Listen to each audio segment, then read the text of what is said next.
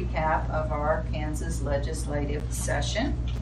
And just a couple of details about Adrienne. I remember when she took the job back in 2018, and I started receiving emails from Kansas Action for Children on all these activities that the legislature was doing. So I'm happy that you're now here with us and get to share some more things.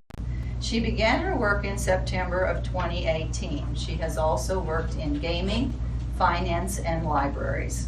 Adrienne has been actively involved in local and state community work through service as a city council member, community foundation chair, leadership program graduate, and has held board positions.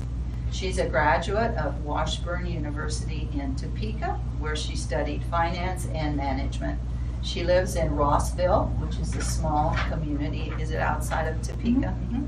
With her husband and 2 daughters. So let's give her a welcome.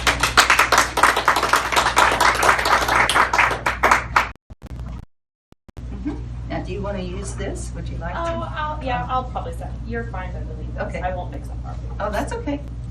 No problem. I can pull it over here maybe if that's fine. Yes. Let's do that. I am a little tall. Well, tall is good. Yes. Did you play basketball by chance? Volleyball. Oh, good. Yeah, and I have the scars for the rotator cuff surgery. Alright. Oh, let's see. I need to put some lights down.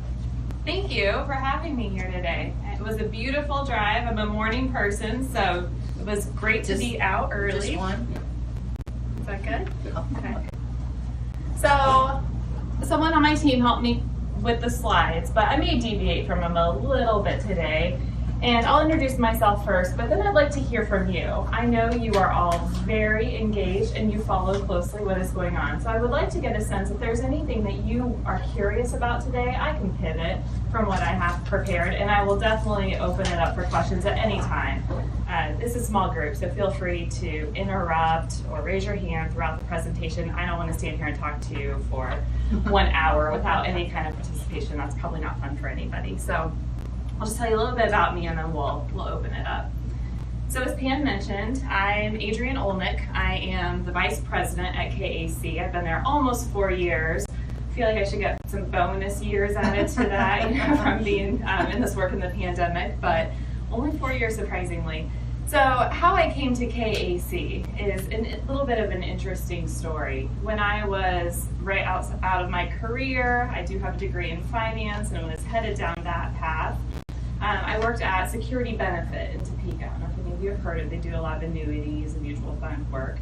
And I was recruited by someone I worked with to be on the board of Kansas Action for Children in 2009. I was a new mom. That was the year my daughter was born. She's now 13. And I was really interested in getting involved and doing something, but was pretty disconnected from what was going on in state level politics. I was pretty young still and hadn't paid as close of attention as many young folks are somewhat guilty of, and older folks I suppose too. But I joined the board of KAC in 2009, and over the course of being on that board for 6 years, it transformed my trajectory. Not only really personally, but professionally as well. Shortly after about a year being on board, I became the library director in Rossville and was there for almost 10 years doing that role before KAC. But during that time frame, KAC lit a fire under me. We're nonpartisan, we're nonprofit, but we pay attention to such a breadth of issues about how kids and families are doing in this state that it opened my eyes to the intersection of policy and people and how those can really transform our communities, our neighborhoods, and the things that I was growing to care about as I was going through my 20s and becoming, who I was and what I wanted to do. So fast forward a little bit, I ran for a state house seat, in my district. Part of it was just paying attention, saying, no one's run against this guy, and he doesn't represent what I think he should be. He was the chair of education, if you remember back into the 2014, 15, 16 years and all the public education issues. So I got really, really close in a district that couldn't be won. I ran as a Democrat during that time, although I'm, very nonpartisan in my work. Got really close. So I was able to just do some things and get involved in different ways. And then I wanted to go outside the library world, and so I joined Kansas for Children. Fortunately, they had a position open as Director of Government Relations in the fall of 2018. And we went through some leadership changes, and I became the Vice President in the fall of 2019, just 6 months before the pandemic began. So I've had several legislative sessions now, but was much engaged, even before that time too, just as kind of a private citizen and interested person. So I'm also a fellow Women for Kansas member. So I really appreciate all that you do. I just want to give you kudos, and your chapter in particular is everywhere. The leadership that you show through the network, I just want to share my appreciation, a little bit from afar, but know that people pay attention all around the state to what you're doing in this chapter, and it makes a difference. So before I kind of go into, you can stop looking twice at me. Tell me, is there anything that's on your mind before I get going? Are there any questions or topics or areas you care about that you want to make sure I cover today? And if not, that's fine. They can come up as we talk, but just thought I'd give you an opportunity if any of you have a curiosity about anything. I'm curious about how many children in Kansas are awaiting adoption.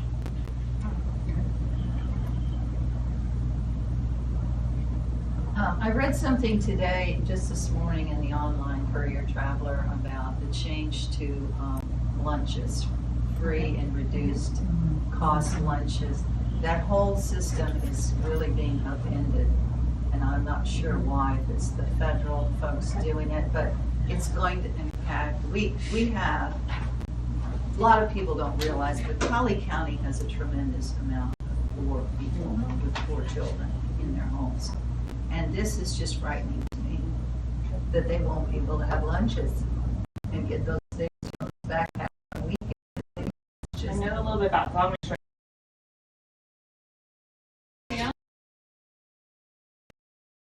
Please feel free, as you have questions, or I say something that didn't make sense, maybe, to be fair.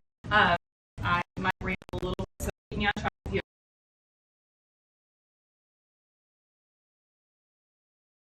So a little bit about who we are first.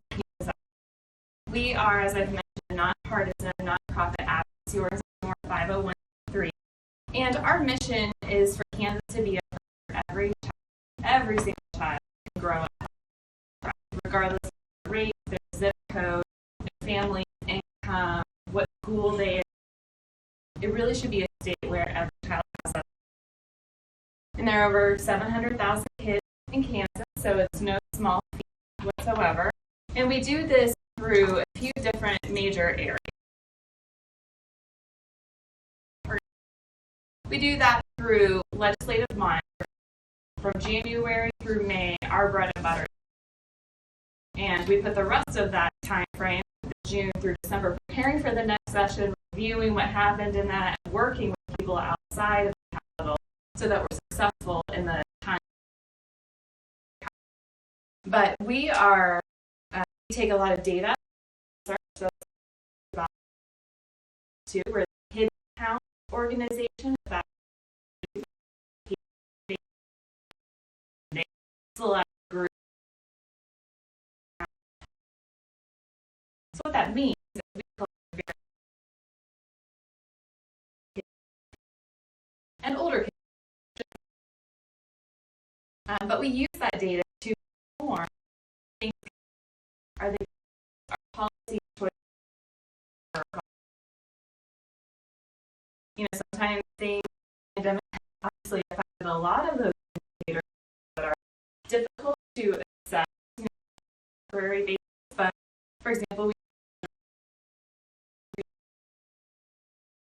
we know that poverty started to decline.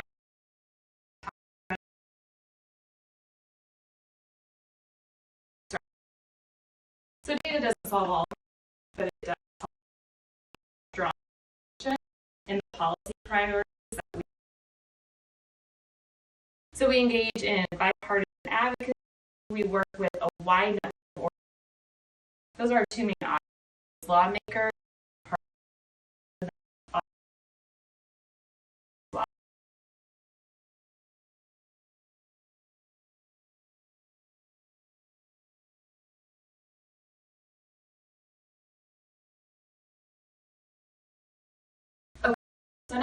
I'm going to get into the nitty-gritty of the legislation. We're here to give you a bit of a sense of our. We sent about 7 to 8 folks to the Capitol from. It's pretty parallel compared to other organizations. My of the Capitol as far as how site goes. But we have submitted more testimony this year than we have for a very long time. And while 27 is a big number, almost all of those were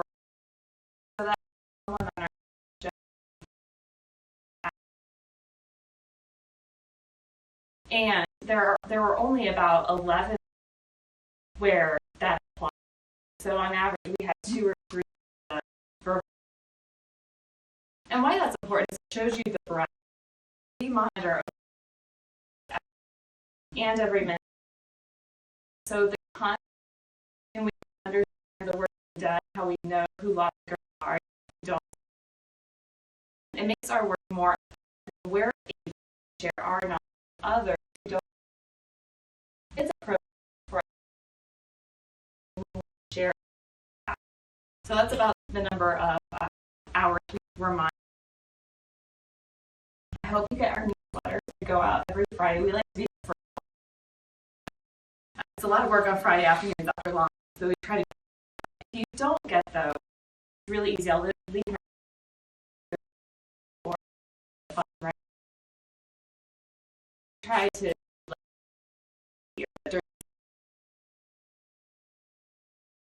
And then if this was all about AAC, that wouldn't really.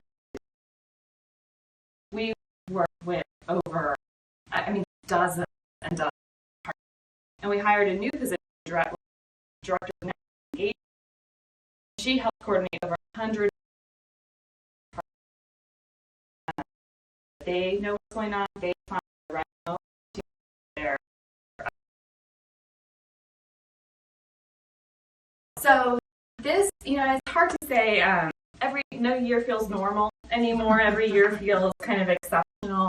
But this year, there were certainly some particular things going on that I want to give you some of that context. So we knew there was a census. Recently that went okay. They're go into that a little bit more. But what that meant then is that we were in. So Congress, all the maps.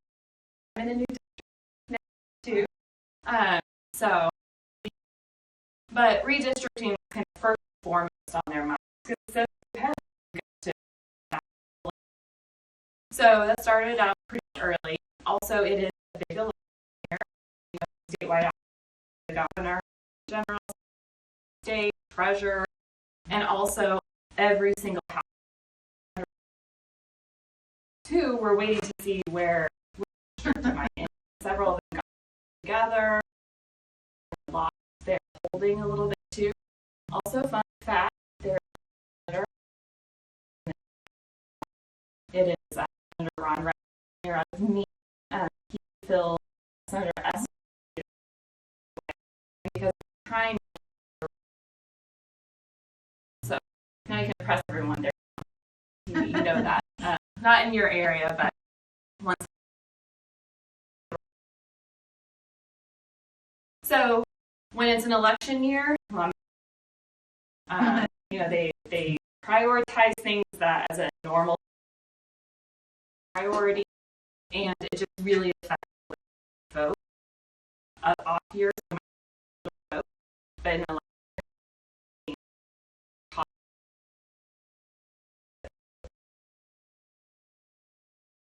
Also, I'm going to talk about constitutional later on, but some big ones. One notably big one. There could have been more.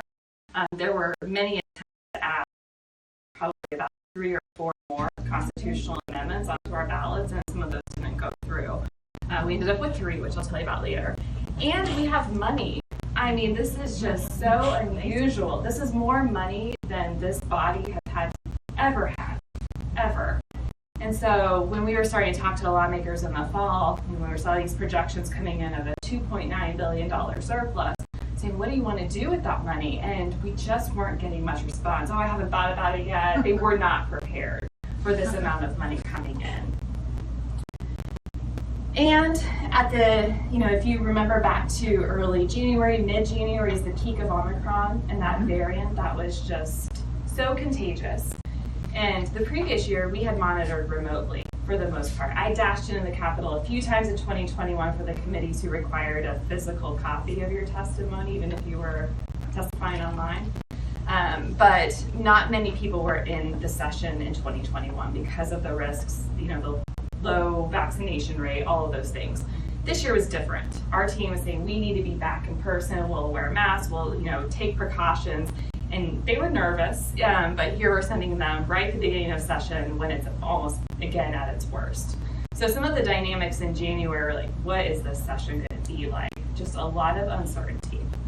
So keep that in your mind, as we didn't end up with everything, of course, we wanted, but it could have been much worse when you consider these dynamics. So I do have positive things to share, which is pretty remarkable. So here are the 5 top areas that we cover. So you can read, but budget and tax, our fiscal policy work sets us apart a little bit. I know we're Kansas Action for Children, so why does a kids group work on budget and tax work?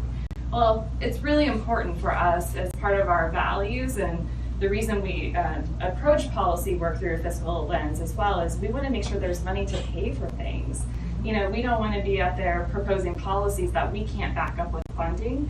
We also really care about how revenue is coming into the state, and the choices and priorities that lawmakers are making about that revenue is really important. So we are rare, as far as how many people probably testify in tax committees. Sometimes I feel like it's us in the Kansas Chamber, which can create some interesting dynamics. But we're really building up and have for a long time our capacity on fiscal policy, which was significant to the Brownback tax repeal 5 years ago too. So things have changed a little bit, but we're still very present in those areas.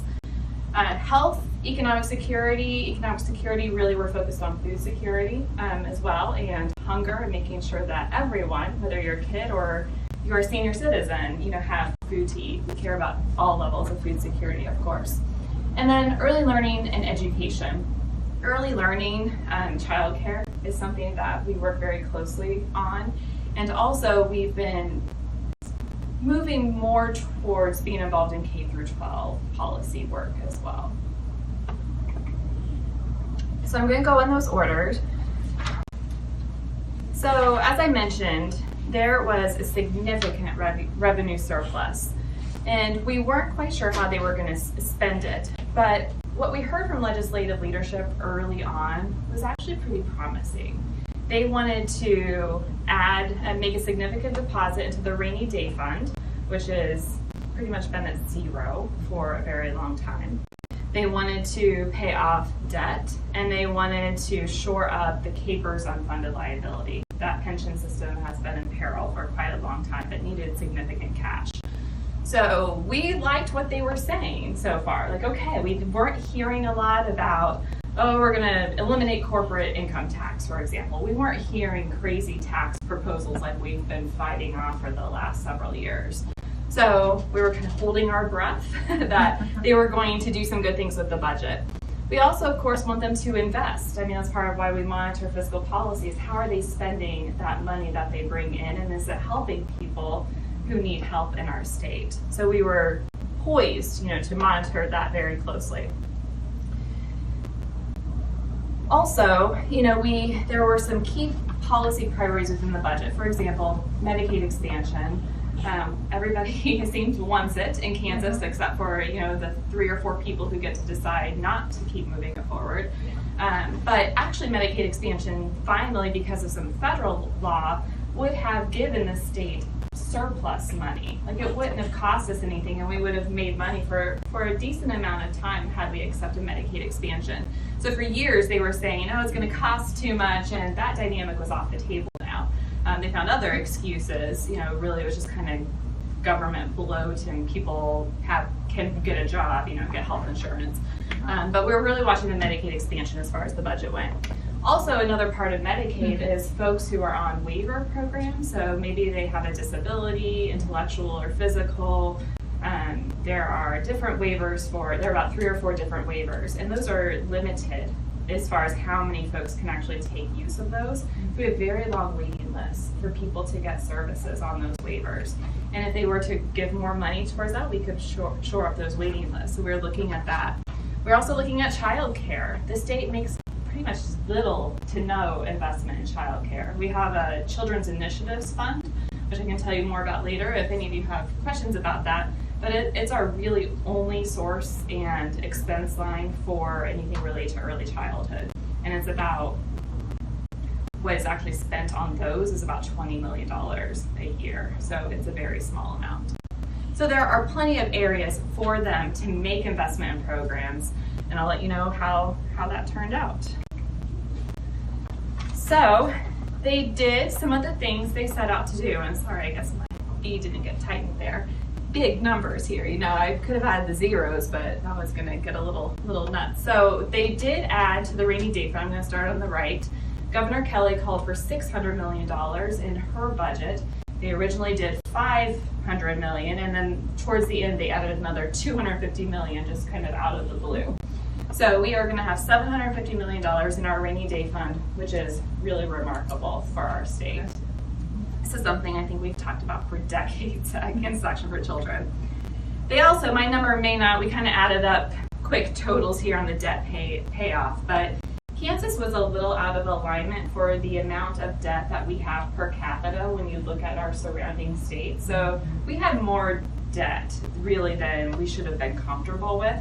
And so they took the opportunity to pay off some reservoirs, some in Bath up in Manhattan, just some different projects that they paid off early or made significant deposits into.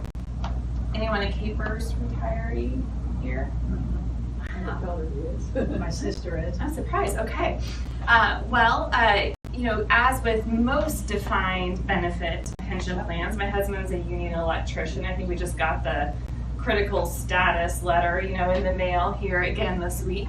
But Capers really needed an investment. We had delayed payments for several years, and so we caught those up. Those delayed payments are now going to be wiped out, and we shored it up by a little. The delayed payment was, I think, $250 million, but we're adding over $1 billion to Capers by the end of this calendar year. It's like putting tires, on your car, or like new gravel on your driveway. These are not exciting things to do, but it's really a good option for us to do these things with possibly one-time surplus money. Sure. You don't want to add, just because you got, you won $10,000 on a scratch ticket, doesn't mean you want to then go buy a brand new house. It's kind of some of those things where they really had to balance out. We don't know how sustainable this surplus is going to be, so we're going to make some of the best one-time decisions we can to put ourselves in a better financial position for the future. It's boring, it's not exciting, it's not going to probably be on a campaign flyer that you're going to get, but I do want to give them credit where credit is due. There's a lot of terrible things I can say about this legislature, but I do want to give them credit for this, that they prioritize these things that are not flashy, but are responsible and kind of grown up things to do. So I'll move on from that, but do want to give them recognition. Also, Apex. I don't know if any of you have heard about Apex, but this has been a very controversial piece, and it came in pretty early, in early February. I'm not going to get the full acronym. It's like Attracting Powerful Economic Expansion or something like that. They're being a little gracious with their acronym there. But it is an economic development incentive that is poised to put Kansas in the running to attract a very particular company. It was a big secret early on. I think it's been leaked that it's Panasonic and electric vehicle batteries, and they wanted to put it in the Johnson County area. Kansas and Oklahoma are in competition to attract this business. We thought we would know if they chose Kansas months ago. We're still standing here today not knowing if Kansas is selected. But what it did is $1 billion-ish is going to be the cost of this economic development incentive. And we're not huge fans of those, to be honest, at KAC. kind of depends, but that is going to reduce our revenue, and it also has expenses associated. So why this is such a big deal is, you think, well, we have big surplus, why not? Let's go spend some. But it changed the dynamics very early on in this session that hindered our ability to then prioritize some other things, notably food sales tax, which I'll talk about later. Any questions so far? It's going to get a little more exciting. I started with the boring stuff first. I'm sorry about if you're not a money person, you're like, can you move on to food and health? We're going to get there. So one more budget slide.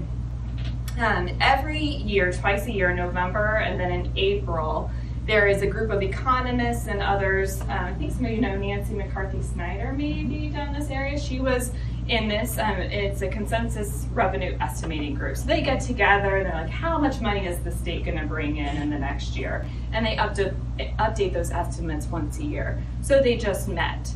So predicted fiscal year 2022, which ends on June 30th, they're estimating that the state will bring in $8.8 billion, which will give us a surplus of $2.8 billion. And that's after they've done all their budget decisions that I've talked about.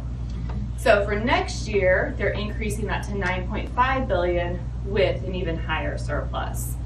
But before we go out and spend this money, just want to caution you, once again, we have inflation going on, which is driving these dollars up a lot. I think we all have to be poised for a possible recession or tax dollars declining rapidly. So some of the decisions they made early on will help us should we get in those positions, but just proceed with caution is what we've been telling them, and they have been. Okay, so now let's talk a little bit about tax before we move into some of the other areas. Like I mentioned earlier, they weren't coming out with a lot of wild proposals about tax, and we were really surprised. We thought with all of this money on the table, they were going to try to slash income tax rates and get rid of corporate income tax, and there just wasn't a big appetite from that from legislative leadership. Now, the Senate tax chair definitely had some opinions, Senator Tyson, but she didn't have a lot of folks listening to her this year, so that was interesting. A couple of things they did try to do though is there was a proposal to have a single income tax rate, and that didn't go anywhere. There were proposals to change the way corporate income tax is calculated. I won't bore you with that, but it gets into really favoring certain types of businesses over others, and it was going to be, they were going to create some economic disparities there for businesses. None of that went through. So one big tax though that we prevented, really, really proud of our work, was going to be a constitutional amendment. In Colorado, they have something called TABOR, or Taxpayer Bill of Rights, sort of chaos.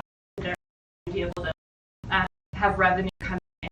And we heard rumors early on in the fall that legislative leadership wanted to do this thing. So what that would do would lock us into our current tax system and require a 2/3 majority vote of lawmakers to either raise a tax rate or increase taxes in any way. And that threshold is really difficult in the legislature. It just, they already have the power. They were like self-limiting their own power to do this. So we were fortunate to be able to work behind the scenes, share with key folks how bad of an idea that was, and take it on. It did come to Kansas a few years ago too, and we did it then, but it's always okay. So one that probably everyone's excited about is cutting the state sales tax on food. So before the session began, we were designated as the lead nonprofit at the organization to work on it. So we got together all of the organizations we could find who were tax on. And we started to work together. We called for them to do this day. We wanted them to make that a priority early on instead of getting too far into the session where others started to shop and eat away at that surplus, get it done early. Priority. They didn't do that. They really slow walked it. Apex happened then, like a week or two after they missed our deadline. And it really, we heard a lot of murmurings that this is not So we talked to different lawmakers, different advocacy organizations, and I will admit, we buy some organizations like, we can afford it, it's got a full women right now. And we don't disagree there, but we also wanted to get a policy passed instead of nothing. There was a real risk not proposed. And in fact, it finally passed in the very final stage of this work. So we worked all session on this, a lot of different dynamics, but ultimately a bill did pass, signed by the governor. So now I can actually say it's official. On January 1st, it will go down for see it cascade down full. This is a huge amount of money. This is about $600 million a year. So it's not something. So you'll still have your local taxes, pay zero, the store, but all right, let's move to health. So I've already talked about Medicaid, but this year was probably the COVID of the last several years. You know, we had it when Jim Dennis was Senate Majority Leader ago. It was barely. There was the bills introduced were very late. I mean, like mid-February, we didn't see Medicaid. And we knew there was no appetite for that either.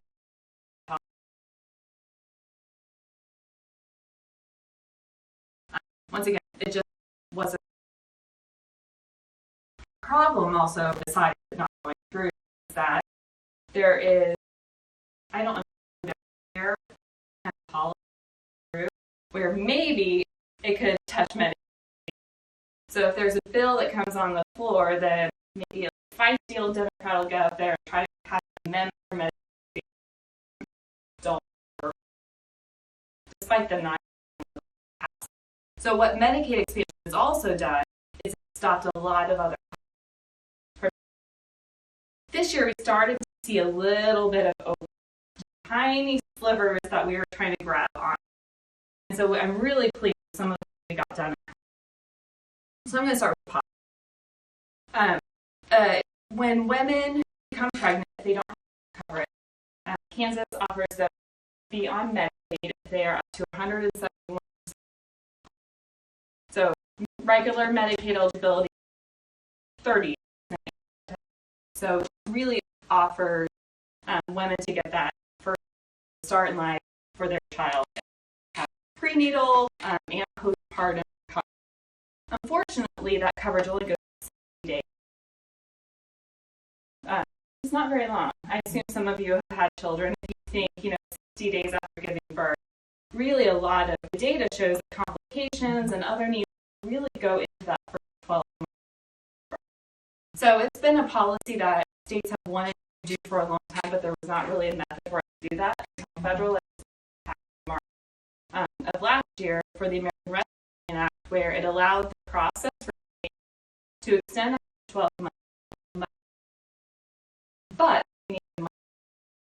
So we worked very hard to get it into the governor's budget last fall, and it stayed in the budget, not without discussion or advocacy needed. I both budgets myself, and it passed.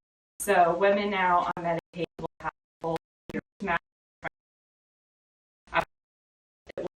It'll affect about 9.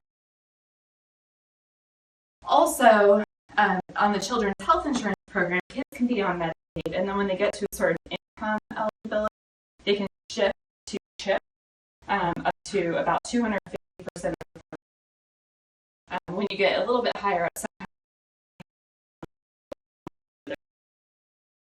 But there was a 14-year error that we discovered that was eroding that eligibility, getting lower and lower to be about 200 because they hide it. It's pretty technical, but the reality was that a lot of kids were missing out. So this was a little bit of a victim of them not wanting to run things on the floor. So instead, they stuck our face in the budget.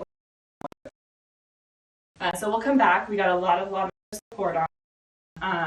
So we think we can permanently hopefully next year, but for the next year, allow.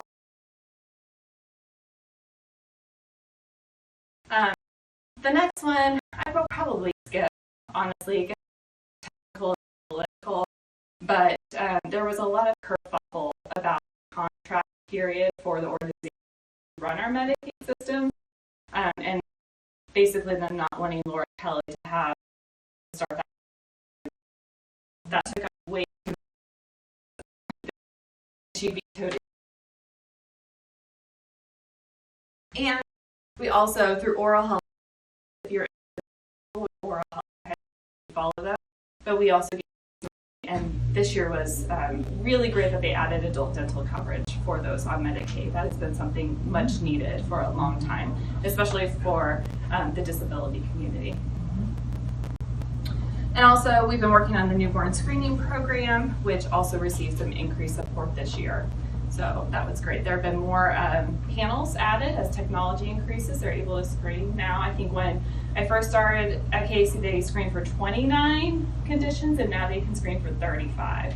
So those are really making a difference. Every newborn in Kansas gets the service for free to be screened. Economic security. We really focus, like I said, on food security. We hired someone new to work on SNAP and also school and reduced price lunch. So I might go ahead and answer that question right now. That is because of the federal guidelines and the federal support for the free and reduced meals. Right now, my kids benefit from this. They go and they get breakfast and lunch for free. I mean, previously I had spent about $100, a month paying for their lunches. But it's been free for everybody during the pandemic. So now they're switching back to the way it used to be. So free, you can still get free if they qualify for income guidelines. They're still going to get a free or reduced price lunch. It's just taking away that pandemic kind of public health emergency relief, and that's starting now this school year. What's interesting about it is that some of the public emergency things are going to continue beyond, but this one is stopping, it feels like, a little earlier than others. So for kids living in poverty or eligible, it should be okay for them. But for families like mine, which is fine, we can afford to pay for their meals, but it will put some of those middle income families, I suspect, like, oh no, I forgot what that felt like, and now I have to budget that in again. Yeah. And I'm on the school board right now, and we've talked about we're going to have to raise the prices too. So it's not just going to be what they felt in 2019. Food is more expensive. So yeah, that item was in the paper too. That's on the board agenda coming up for us for Winfield raising prices. But but I understand the reason. At least before everybody was free, it's pretty generous. Our school district is almost 60% of the kids who qualify. Yeah. But we're one of the higher counties. And you probably have some special event things. I don't know if you take advantage of it, but there's a program called Community Eligibility where you could get some broader things for your entire, if you have a certain threshold of kids who qualify, you can do some bigger things too. So that's good. Something I like, because they get more money if you've got it over a certain percentage. Exactly. Yeah. There's higher needs, so they do more for you. Something I like to think about to put economic security, because we work on a lot of the safety net programs, so cash assistance, food assistance, child care assistance, welfare programs, to use kind of an old-fashioned term there. But put yourself in the shoes of someone starting out now as an adult. So they probably have student loan debt if they were fortunate enough to go to college and finish and get a degree. They are assuming a lot of payments, probably maybe for the first time, cell phone, groceries. They're starting permanent relationships. Maybe they're getting married. Maybe they're going to buy a house, but most can't afford that now in their 20s. And they're starting their careers, at the bottom of the list, right? So entry-level wages, and that's assuming they're doing something with a 4-year degree that even gives them something that's a living wage. Minimum wage in Kansas is still $7.25. So the problem with a lot of things like Medicaid expansion, go get a job, you'll get health care, is that a lot of the jobs out there don't offer the things that people think they do. So then add to that, maybe you have a kid. Maybe you're in your 20s and you have a child on top of all of these other things. Maybe you have more than one. Oh my goodness, can you imagine that? So childcare is such a significant part of our economy that we really haven't invested in. We just assume it kind of works out. You know, how many grandparents end up watching their kids because the parents can't find childcare or can't afford it? My kids are no longer in childcare. I think I shared earlier they were older, but I added up what we spent on childcare. It was $110,000 for childcare in our 20s, when we were making, you know, lower wages, of course, for, you know, even good careers. It was a pinch for us. So we work on a lot of programs that help families in these situations. And a lot of it is temporary. You know, Kansas systems aren't even built on someone getting on welfare and staying on welfare. If you've ever heard that, that is not accurate. Unfortunately, though, Kansas has put ourselves into a position. Have any of you heard of the HOPE Act that passed 5 or 6 years ago? We have restricted these programs so significantly for about the last 7 or 8 years, to where cash assistance nationwide, you can get 5-year lifetime limit. Lifetime, 5 years. Kansas says, nope, we're going to restrict it to 24 months. 2 years. We have one of the lowest cash restrictions in Kansas. SNAP has a 16-page application, and you have to send in all of this verification. You know, even if you're just a single person, you're a senior citizen, and you get $13 a month, I think maybe it's $16 a month for the lowest amount, you have to go through this whole eligibility process. Child care assistance may make really difficult as well. You have to turn in work schedules. You have to, if you're a student parent, so if you're trying to go back to college, you're restricted. You have to work a certain number of hours to get it as well, and only one person in your household can be going to school. So if you're married and both of you are going to school, you're ineligible for child care assistance. There's just a lot of weird rules that make it hard for people to get assistance and keep it for the amount of time that they need it. Folks are not getting rich. You cannot survive sitting there getting public benefits, believe me. Even if you got TANF at the full amount, it'd be like $448 a month. You know, I mean, good luck trying to live on that. So I just want to share, like, sometimes these get a bad rap. You know, these programs, we make assumptions about the people who use those programs. You know, lawmakers certainly do, and that's where we step in, is we try to humanize the experiences of people who need these services and try to make it as easy on them as possible. It's not giving away free money, but it's meeting their needs at that point in time. So I went on my soapbox just a little bit there, but that, I think, when we are in the State House, is conversations about these policies that really kind of stab us the most. And you recognize, gosh, there's a lot more work to go talk to lawmakers about what people are really experiencing. Did you go back to the last reforming payday loaning policy? Yeah, I can talk about that. That is so needed. Thank you for mentioning that. I kind of skipped into the HOPE Act. So something, the last two lines there, we do not lead either of these policies, but we work with the other groups who do. So payday lending policies, there is a Debt-Free Justice Coalition, and I think they might send out emails if you're interested in that. But what is happening for a lot of these families who are struggling is, where can you get cash? You know, these places pop up instead of banks, especially in lower income neighborhoods, and you can go take your car title, you know, your promise of you're going to get a paycheck and get an exorbitant, loan that has a lot of fees and interest associated. So for a long time, we've been trying to reform that process and rein it in to be less predatory. We're not closing them down, but there are certain things you can do to make it less predatory.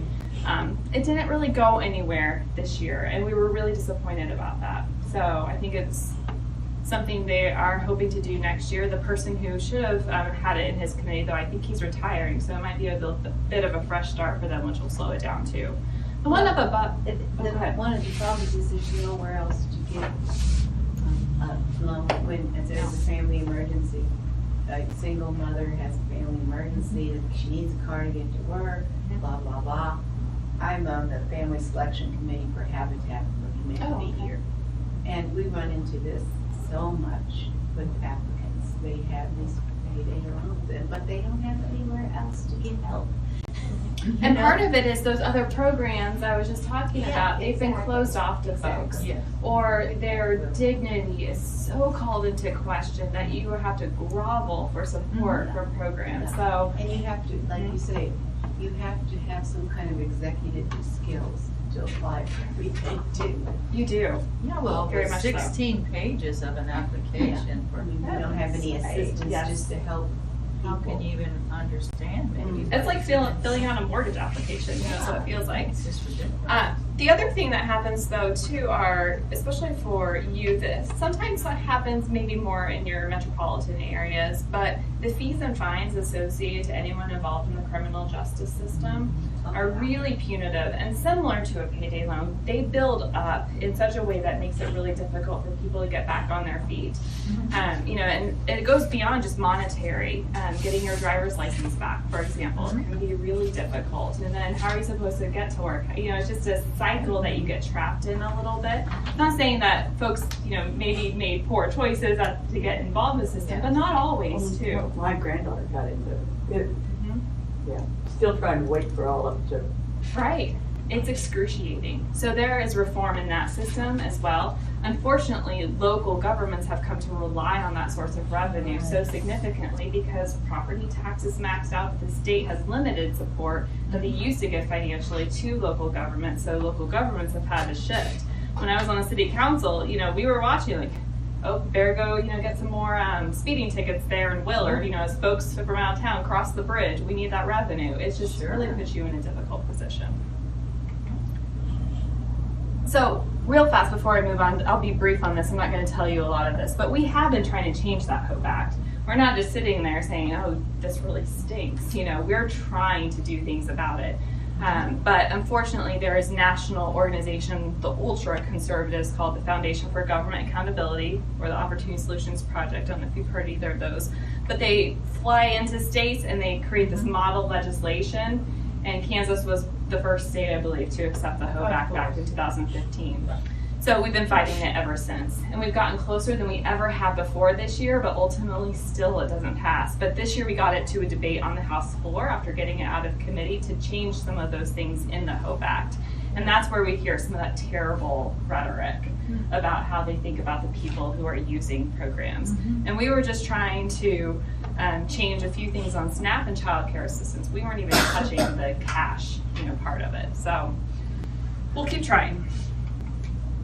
This is my last area. I'll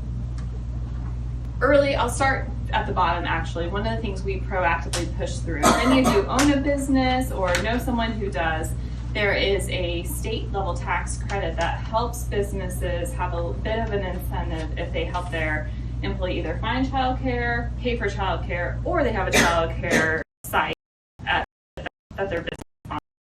So we expanded that. Before it was only eligible for corporations and banks, and now so spread the word if that's something that an employer is fortunate enough, you know, to be able to help their employee with. So K through 12 issues. Once again, you are all engaged, I think, and you've probably been following some of the K through 12 education issues. But that has been probably the most difficult area I've had to watch. Especially as a school board member, maybe I feel a little more personally. School board meetings, even in a small town like Rossville, have become airings of grievances, you know, from parents who want to tell you what they think and they are very mad about. So this year we knew we were going to have battles on our hands, and every single terrible thing you can probably say about education was said in the education committees this year. So instead of them supporting and looking for ways to proactively partner with teachers in schools, it felt very much like attack. So if you know a teacher, go hug. You know, it's been really difficult. But where it's shifted to this year was this critical race hearing, and this is once again national, you know, group coming into states and making an issue out of something that's not. So there was a lot of discussion and examining what is being given especially as a history being taught. And so we were prepared, we worked within a coalition to fight back against it. And what it morphed into is what was called parent rights. So this was code language, I think, to hide the critical race theory, but it was also an attack on kind of gender identity issues. So library books, former librarian, some of the language when I read through the bill was very concerning about anyone able to ask for a book. We've had those problems. That's not new. You know, if you're a librarian, you dealt with that. But this was a new level. It also allowed parents basically to school districts over very. It gave teachers more of the right to say, I don't believe in religion, so I don't. There were just a lot of things that really, I think, I'm going to be very candid here. Any kind of parent who was rabid, you know, about things they didn't like in public school, this really gave them a platform to do something about it. I believe that parents should build rights, but it means that I have a child to be that parent, and I want to partner with school to be able to have that. And if there are things I disagree with in my child's education, well, let's talk about it at home. That's part of life. Go. Exactly. We have high-rated people that don't go. Exactly.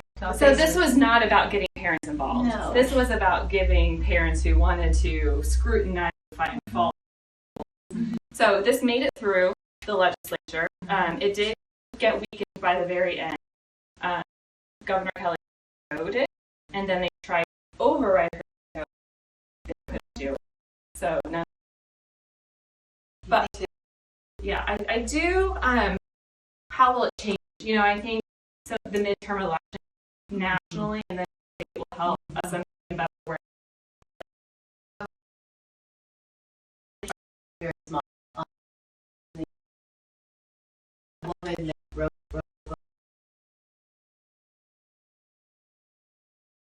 learning about Hollywood.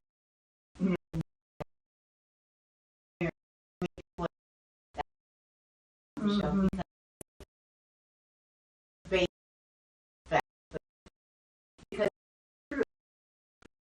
you know, well, it's fiction, but it's based on historical facts. You know, and I mean, it's just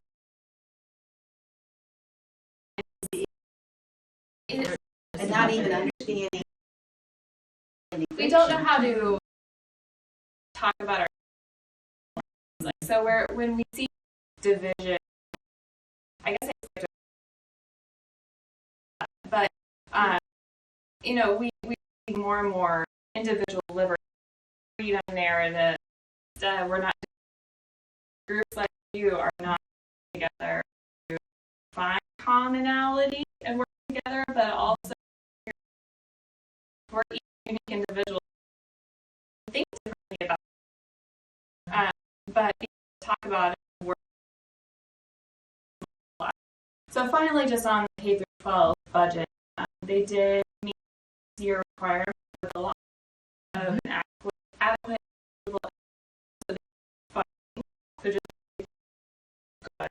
However, they did not meet the requirement, and they have for a while, but they were really hoping that surplus fully funded. Instead, local mine is, I don't know if we have the highest, but we have probably the highest.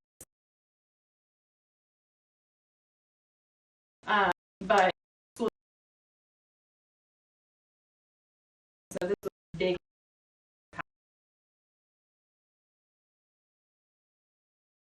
Okay, so I'm almost done here.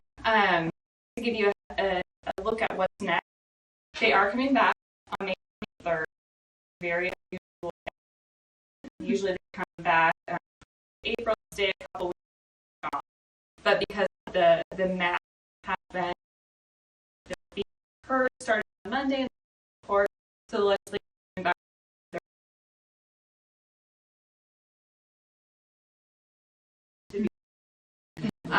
So we'll see. We'll see what happens there. Also, this affects, you know, filing deadline June 1st. So if they don't get that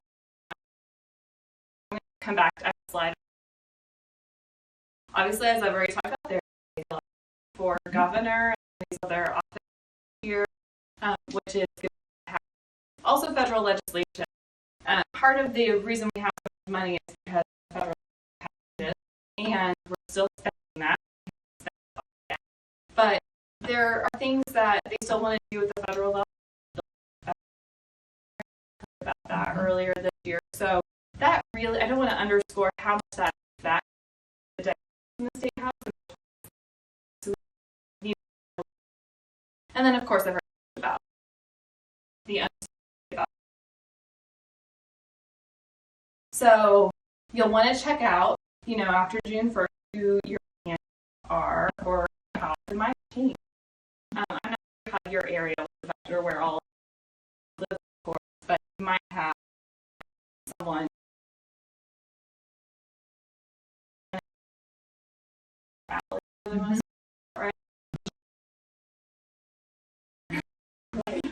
I'm not going to talk about any lawmaker today, though.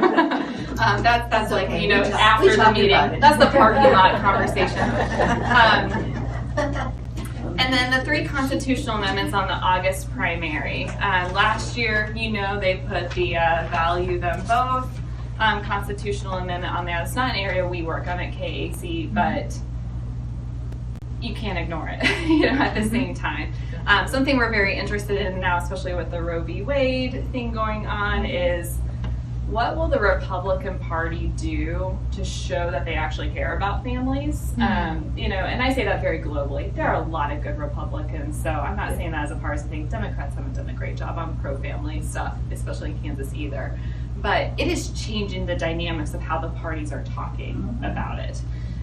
So I'm very curious if that will give us a window of opportunity to work with the Republican Party more, to think about how they can have a proactive platform rather than just saying, nope, we're not going to do that. Nope, we're not going to support, cash or childcare. Let's work on something to help families who are struggling. There's a weird question about affirming that county sheriffs should be elected rather than appointed. I think this is coming out of a Riley County issue, but it's going to be on your ballot. And then the final one is interesting. There will be a question that gives the legislature greater authority about administrative rules and regulations and monitoring that. As you know, we've had a Democratic governor for the last 3.5 years, and her agencies have been probably a little more flexible on the interpretation of some statutes. I think that they've been completely above board and have not done anything they're not supposed to, as far as my knowledge goes.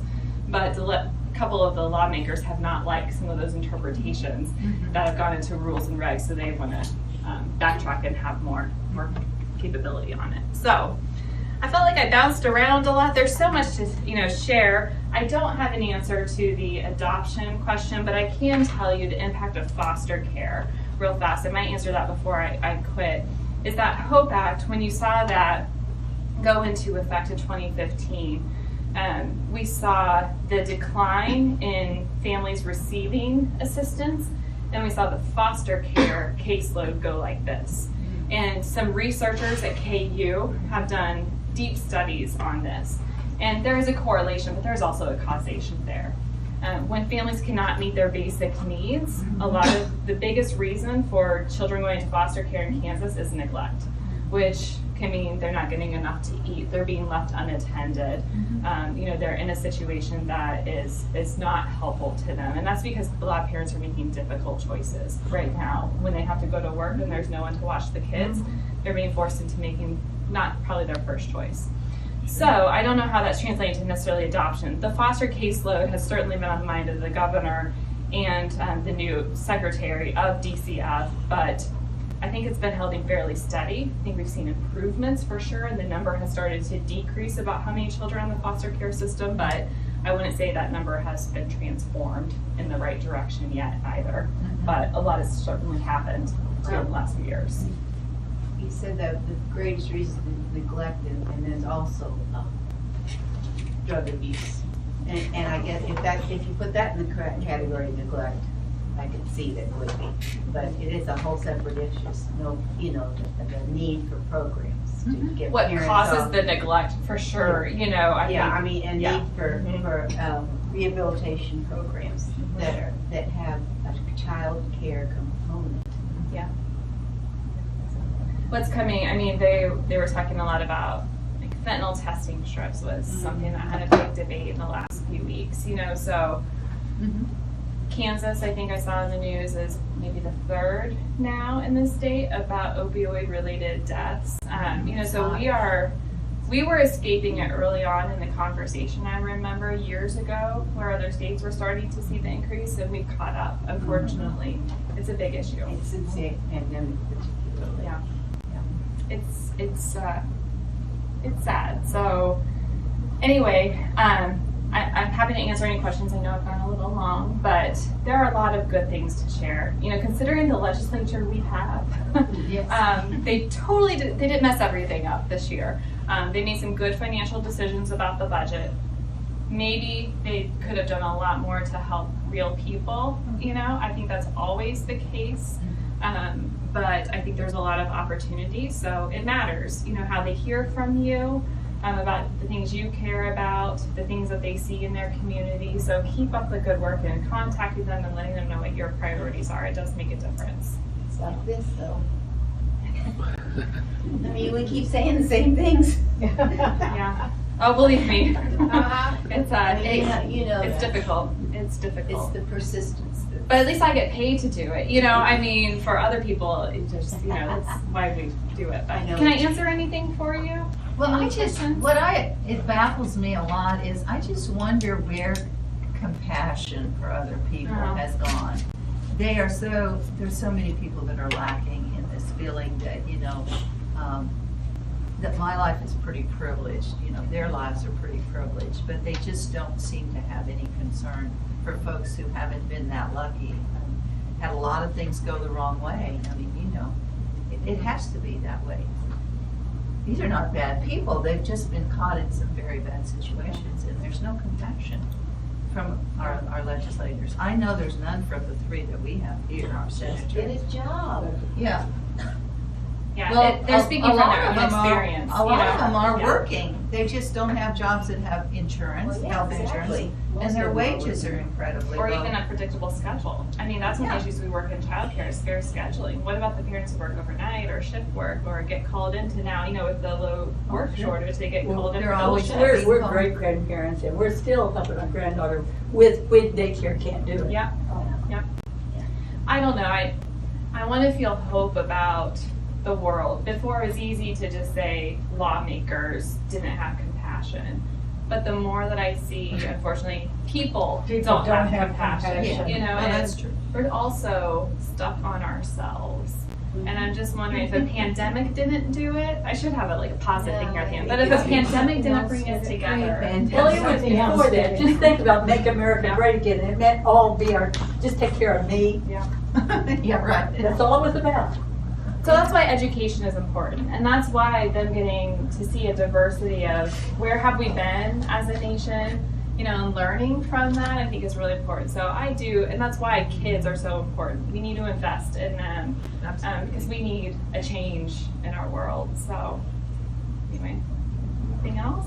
Any questions? I hope I didn't bore you to death about the legislature. No, It's no, pretty no. exciting to those in it, you know, but I realize It was a great presentation, really.